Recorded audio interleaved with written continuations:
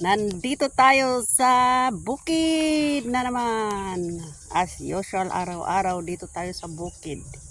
Samahan nyo ako maglinis dito sa ilalim ng mga mangga. At tayo'y, ano yun? Iipunin natin sa ilalim ng mangga yung mga, itong mga tuyong dahon. Ipunin natin sa ilalim ng mangga. Tapos, kukuha tayo ng yung mga dahon na hindi natuyo. Ilagay natin sa ibabaw para magkaroon siya ng maraming usok. Uusukan natin itong mga mangga para yung mga dahon ng mangga na yung tawag doon, yung hindi sila mura, yung green na yung itsura nila, yung tawag doon, yung malapit na magrusas. Yan ang pwedeng pausukan para madali silang magrusas. Organic ang gagawin natin, hindi spray.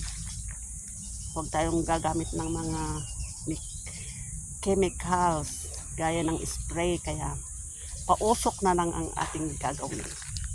At ito na, samahan nyo akong magwalis-walis as usual. Walis-walis tayo. Nakalimutan ko yung stand ko. Stand ng dito na lang sa may bato ko ipwisto itong para makita ninyo kung ano aking ginagawa. Okay, dito. Makita siguro yan. Ayan. Nakalimutan ko yung stand ko. Nakaready naman yung stand ko nung umalis ako para bitbitin eh. Nakalimutan ko na. So, ganito na lang. Ay, parang madilim. O, ayan. Alisin natin ito kasi sige. Okay. Oh, may kalaykay ako,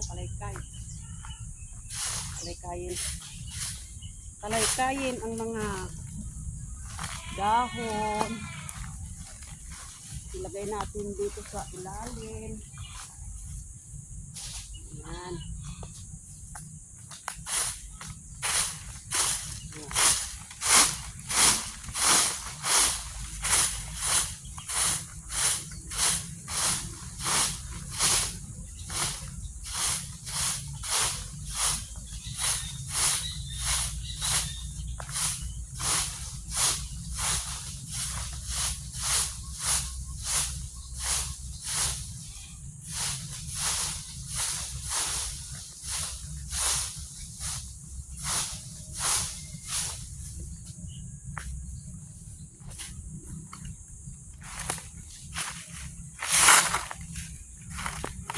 Ayan na. Oh. Ito na yung naipon ko. Nakaipon na ako. Oh, yan. Susunogin na ang mga ito. Susunogin. Itong mga alaga inilagay ko dito. Kasi anong oras na, mainit na. Mamayang mga alas 3, ibaba ko sa tabing ilog. Ay, sorry. Nagdala ako ng tubig po. May tubig ako dun. Ayan o. Tignan nyo o.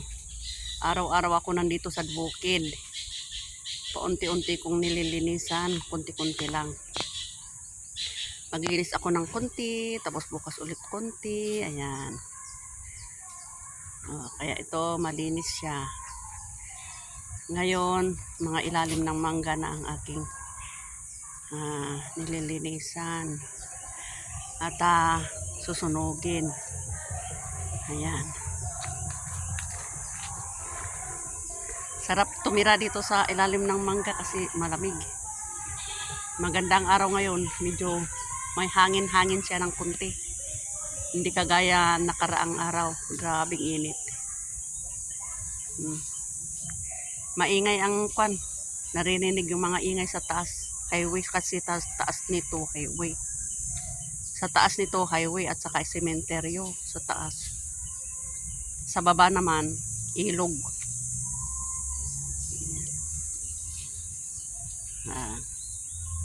Ganito ang inyong organic lola araw-araw dito sa Bangkag. Pagkatapos ng trabaho sa bahay, punta ako dito sa Bangkag, sa bukid. Gumagawa ng content, nagpapastol. Yan. Okay. Thank you for watching again my video today. Sana huwag kayong magsawa sumuporta sa aking mga videos. Kasi iba na ang ngayon. Iba na ang patakaran ni Busmita ngayon. Kahit marami kang views, hindi binabasihan ang views sa pagsahod dito sa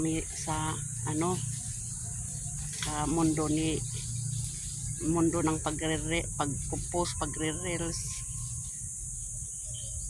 Ang pinagbabasihan dito yung consistent ka sa paggawa, pag-post, at saka yung pag-share, at saka yung dami ng mag-comment, mag-likes, mag-puso. Ayan. Yan daw. Yan ang naririnig ko sa mga nag-tutorial. Kasi yung mga nag-tutorial, sila ang may alam. Tayo naman nakikinig sa kanila. Siyempre, susundin natin ang kanilang sinasabi kasi sila ang nagre-research sa kaalaman tungkol sa mundo ng Facebook. Kaya ayan, thank you for watching. See you again on my next video. At aking ipagpatuloy ang pagwawalis dito sa ilalim ng mga mangga. Thank you so much. Uuwi din ako mamaya alas 11, tapos babalik ako ng alas 3. Okay, ayan. Ayan tayo. Ayan. Thank you for watching.